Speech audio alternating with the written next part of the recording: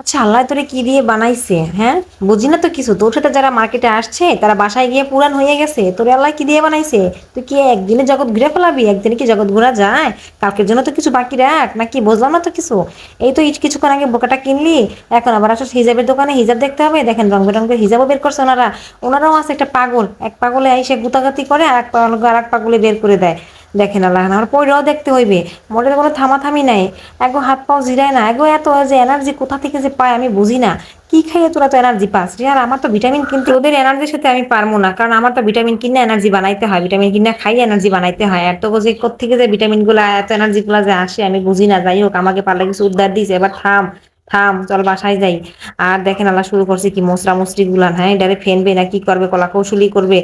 উড়ো দুরা মনে করেন যে শুরু হয়ে যায় মার্কেটে আসলেই, মনে করেন যে আরে কাস্টমার পাইছে, এরকম একটা পাগল কাস্টমার পাইলে মনে করেন দোকানদাররাও মনে করেন যে একেবারে সুবিধা পায়, যেমন ওদের সুবিধা পায়।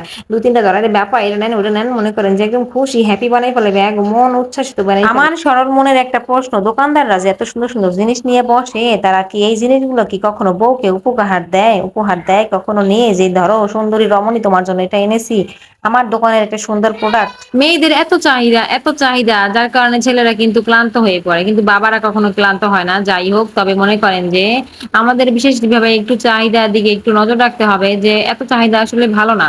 কম জিনিসের উপরে আকর্ষণ থাকা ভালো, অল্পতে যেন খুশি থাকা যায় সেদিকে একটু নজর রাখা দরকার। অবশেষে আমাদের কেনাকাটা শেষ হলো। আমরা যাওয়ার সময় একটা ভ্যান গাড়ি পেয়ে গেলাম, আর তারপরে মনে করেন যে যেতে আসছিলাম ভ্যান গাড়িতে বসে, আর যেতে যেতে মনে করেন যে সন্ধ্যা হয়ে গেছে যাইতে যাইতে বাসায়।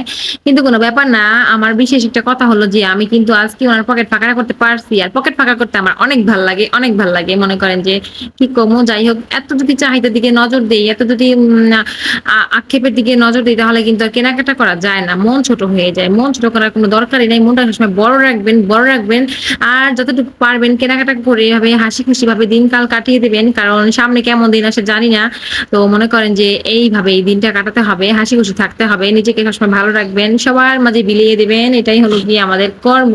তারপরে মনে করেন আমি এইভাবে সবসময় বক বক করতে থাকি। আমার বক বক কি আপনার কাছে খারাপ লাগে না ভালো লাগে আমি জানি না, কিন্তু আমি কিন্তু স্কুলে ক্লাসে বসে এইভাবে বক বক করি। আমার আমার বক বক শুনতে আমার বান্ধবীরা খুবই মনে করেন যে অনেক পছন্দ করে। আর ওরা আমার মুখের দিকে হা করে তাকাই থাকে, আর তখন আমি নিজেকে খুব বক্তা মনে করি। আর আমি বক্তা হয়ে মনে করেন যে প্রচুর পরিমাণে বক্তা দেই, যখনই ক্লাসের ফাঁকে পানি সুযোগ পাই তখনই মনে করেন যে বক্তব্য দেওয়া শুরু করি।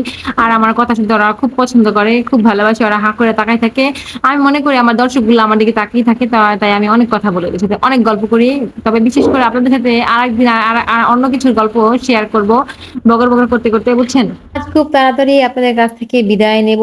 এইভাবে আমি কিছু ফলের ভিডিও দেখাইয়া, মানে এত ভালো লাগতেছিল, বাজার ভরা শুধু ফল আর ফল, সিজনটাই এমন।